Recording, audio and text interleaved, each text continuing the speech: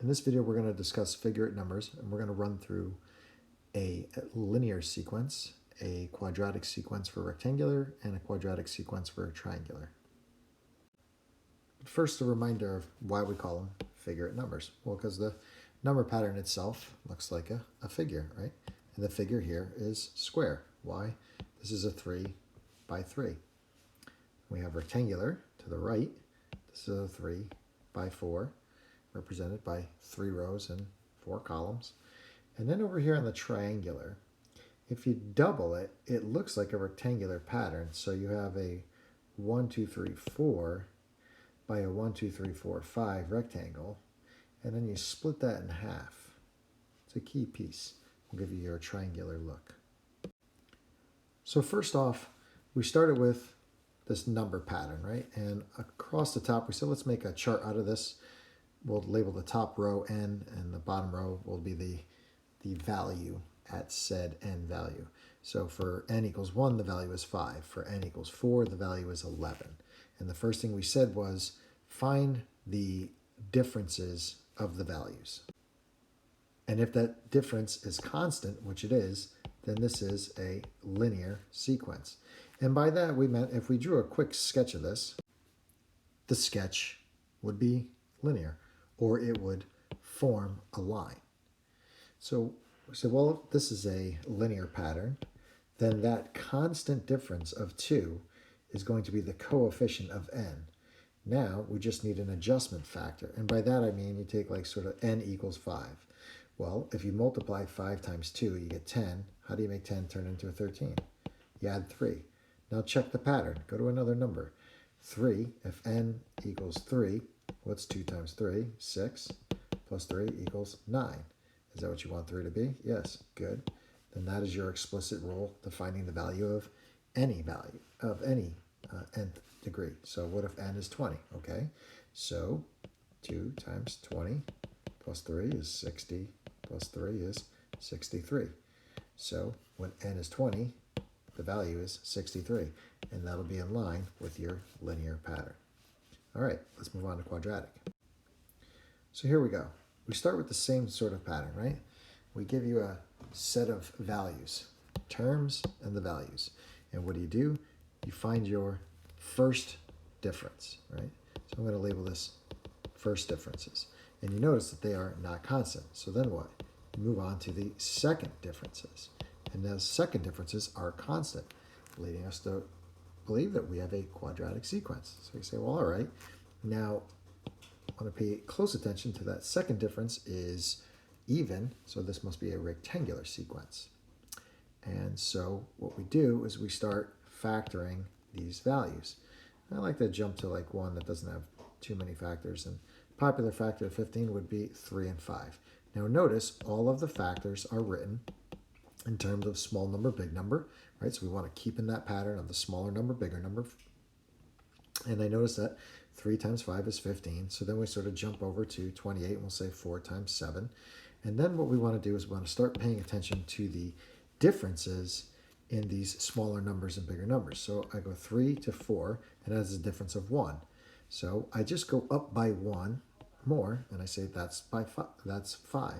Then I go to the second factor, that's 5, and that's 7. That went up by 2, so I go up by 2 right here, and I say 5 times 9. Now what I want to know is 5 times 9 45? Yes, let's see if that pattern continues. Go up by 2 for the 9 to get to 11. You go up by 1 for the first factor, the smaller factor, to 6. Is 6 times 11 66? Yes, then it looks like we have a winning pattern. So now to form 2 linear sequences. You see, that's what I'm doing. I'm looking at 2 linear sequences. And by that, I mean the coefficient of that n is now the difference in the first factor and the difference in the second factors. So the difference in the first factors, 3 to 4, 4 to 5, 5 to 6, is a difference of 1. So that's 1n. Now, how do you make a 3 turn into a 3? Just like the linear pattern. The n value has to turn into this value right here. Well, 3 is a 3. So I guess I'm just going to leave that as 1n, or just really n. So 1n plus 0, or just n, really is what I'm going to write there. Now, how about the second part? How do you make a 3 turn into a 5? Well, hold on. The constant difference of these second factors, the larger number factor, was 2. So remember, that's our coefficient of n. So that's 2n. So 3 times 2 is 6. How do you make a 6 turn into a 5? Well, you subtract 1, of course. So I'm going to say that's 2n minus 1.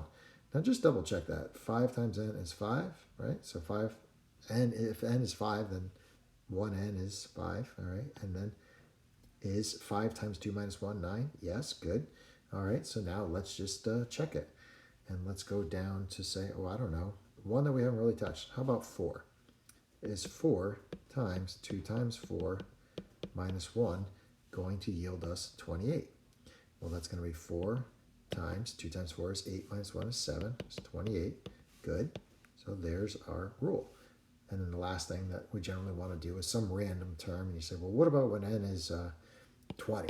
You know, what's this value? Well, then you just substitute 20 in for n and evaluate it, move on. Well, now for the next version. What happens when it's not rectangular? And how do you know that? Well, again, starting here with my chart, right? I would draw this line and I would say, okay, here's my nth term and here's my value and here's my first set of differences. And I notice they are not constant.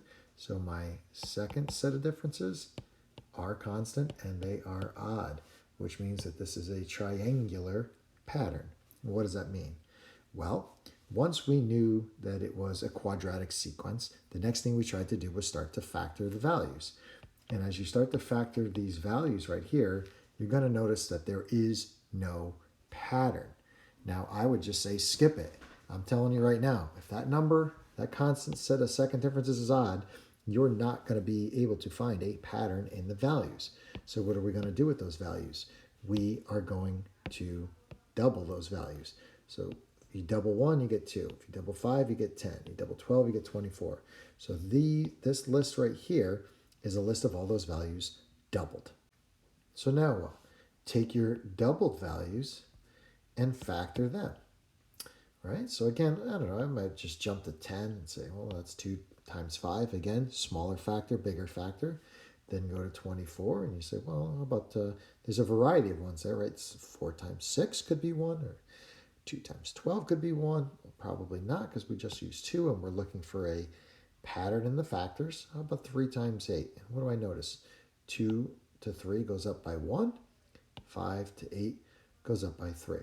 Then you get to 44, and I think most everybody will say 44. Well, it's 4 times 11. And what do you notice? 2, 3, 4. They're all going up by 1. And then I look at my second factor, 5, 8, 11. Those are all going up by 3. So I think you see where this is going. Come down here and we say, well, factor linear pattern going up by 1 is n. The second part, the linear pattern is going up by 3. So there's your coefficients. And now we pop up here and we say something like, well, how do you make a 5 turn into a 5? Just add. How do you make a 5 turn into 14 after you multiply by 3? Well, 5 times 3 is 15, minus 1 is 14.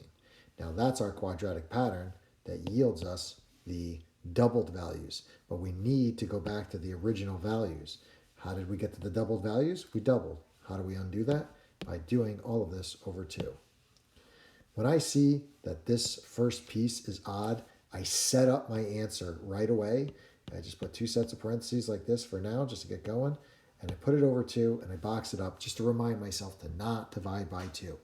The other thing too is don't forget to check your answer on the way out.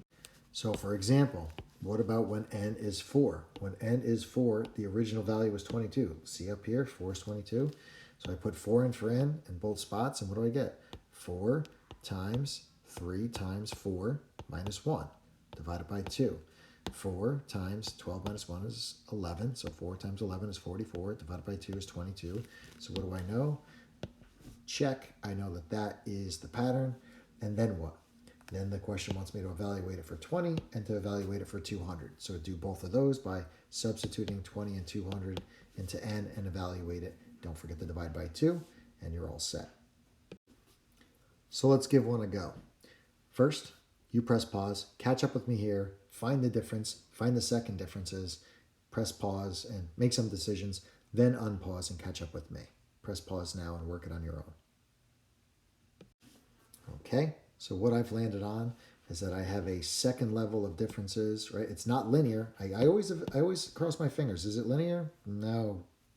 Darn. I guess I got to work a little harder on this one. It's quadratic, and I also know that it's triangular because it's odd.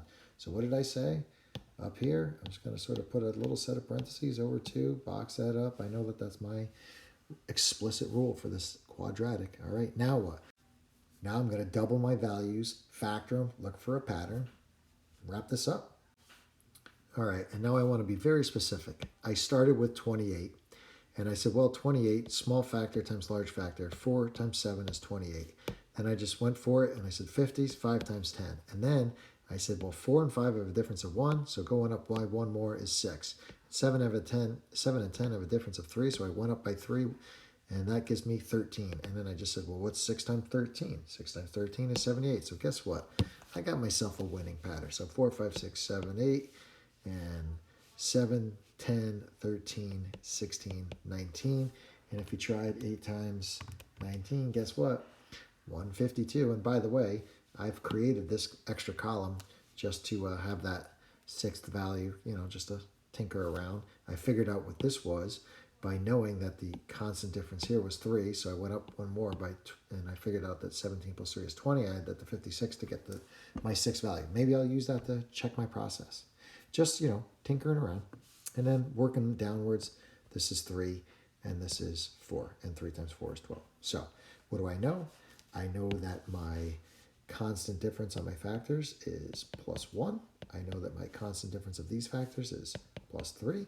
So that means that I have a 1n and then a 3n in my rule, or 2. Okay, so then I'll just grab any one of them, take the 3. How do I turn a 3 into a 5? I'm going to add 2. And I just check the 4. 4 plus 2 is 6. 5 plus 2 is 7. Yep, that works. Then how about 3 times 3, right? Because I got my coefficient of 3. 3 times 3 is 9. To get to 10 is plus 1. How about 4 times 3 is 12. Plus 1 is 13. 5 times 3 is 15. Plus 1 is 16. Yep, that's good. There's my rule. How about we check it? And the check works out pretty good. I used my n of 6. N plus 2, right here for my rule, times 3n plus 1, right here for my rule, divided by 2. 6 plus 2 gives me 8. 3 times 6 is 18 plus 1 is 19, divided by 2. So that's 8 times 19 divided by 2. So 2 goes into 8 4 times, and 4 times 19 is 76. So check, my rule works. We're good. You're on your own. Good luck.